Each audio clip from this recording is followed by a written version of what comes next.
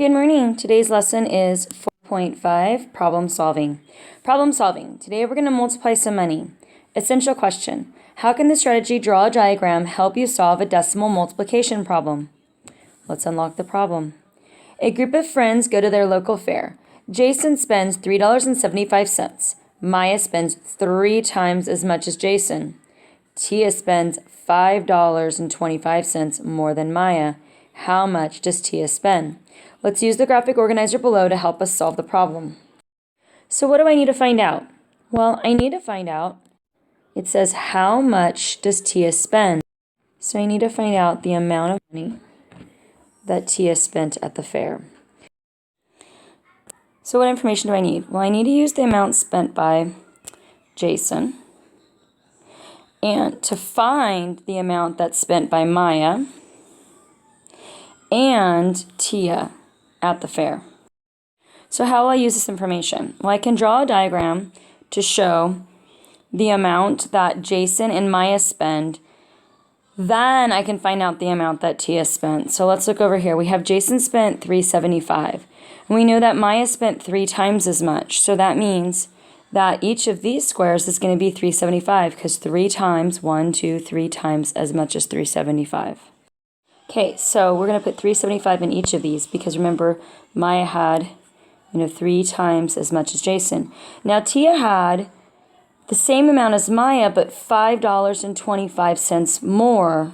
So if I take the $3.75 plus the $3.75 plus the $3.75 and add $5.25, I'm going to get Tia's amount. So let's find out what these end up being. So Jason is $3.75. Maya is 3 times $3.75. So if I take the $3.75 plus $3.75 plus $3.75, I'm going to get 5, 10, 15. 3 times 7 is 21, 22. Put my decimal. And then I have 5, 6, 7, 8, 9, 10, 11. So I'm going to get 11.25. That's how much Maya. 11.25. Okay, so Tia is the 11.25 plus 5.25. So Tia is the 11.25 from Mia plus the 5.25. So let's do that. We have 11.25 plus 5.25, right? So 5 plus 5 is 10, carry my 1. 2 plus 2 is 4, plus 1 is 5. Put my decimal. 5 and 1 is 6, and 1 and nothing is 1. So it's going to be $16.50. So Tia spent at the fair $16.50. Let's try another problem.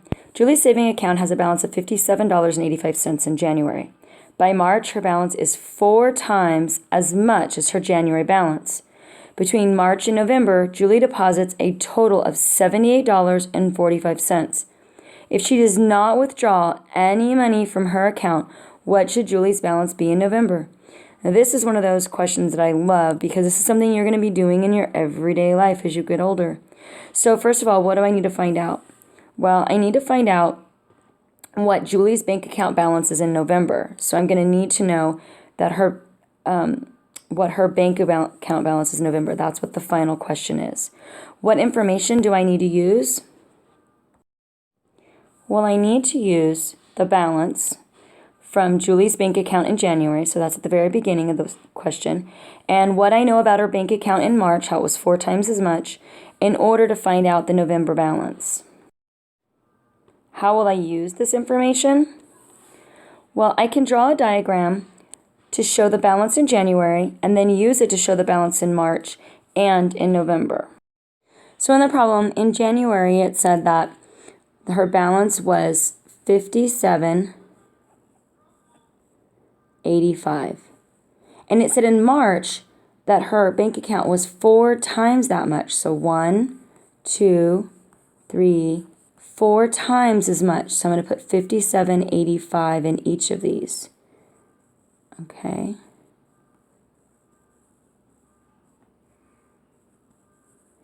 And then in November, it said that she had the same amount, only she added $78.45. So I'm going to do 4 boxes again, 2, 3, 4 boxes of $57.85, $57.85, $57.85, $57.85. Only I'm going to add the $78.45 because that's what she deposited into her account. So Julie's savings accounts will be blank in November. In order to find that out, I'm going to have to add all these numbers up. So if I take these and I add them up, I've got okay, so if I take November's, the 57.85 4 times plus the 78.45, I'm going to get 5, 10, 15, 20, 25, carry my 1. Okay, and then here I've got 1, 2, 3, 4 8s, and 8 times 4 is 32, plus 2 is 34, plus 4 is going to be 38. Carry my 1. Make sure I bring my decimal down. And then I've got 4 7s, and 7 times 4 is 28, plus 3 is 31, plus the 8 is 39. Okay, carry my 3. And then I've got 5, 10, 15, 20, plus 7 is 27, plus 3 is 30. So the answer should be $309.85 in November.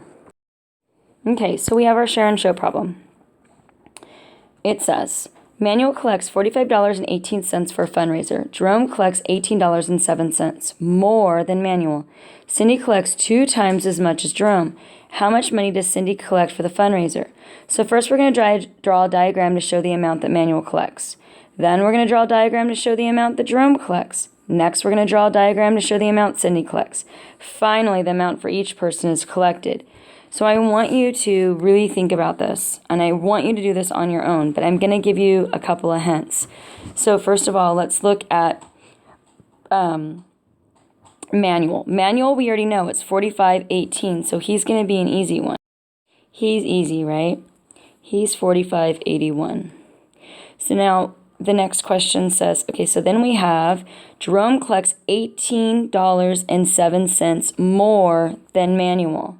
So he collects Manuel's plus the 18.7. Okay, finally, let's look at Cindy. Cindy collects 2 times as much as Jerome. So if this is Jerome, she collects 2 times as much as this. So let's find out how much this is, and then we're going to multiply that times 2, right? Or we're going to make 2 of them. So let's see. Let's do that. Let's do 45.18 plus 18.07. So 7 plus 8 is 15. 1 plus 1 is 2. Bring down my decimal. 8 plus 5 is 13. 4 plus 1 plus 1 is 5. Okay, so Jerome makes... So actually, when I'm looking back here in my math, 4 plus 1 is 5, plus 1 is 6. So this should actually be 6.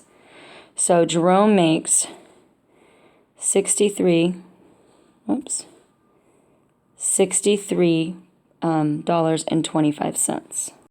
Now, if Cindy makes twice as much as that, I'm going to take the 63.25 and the 63.25.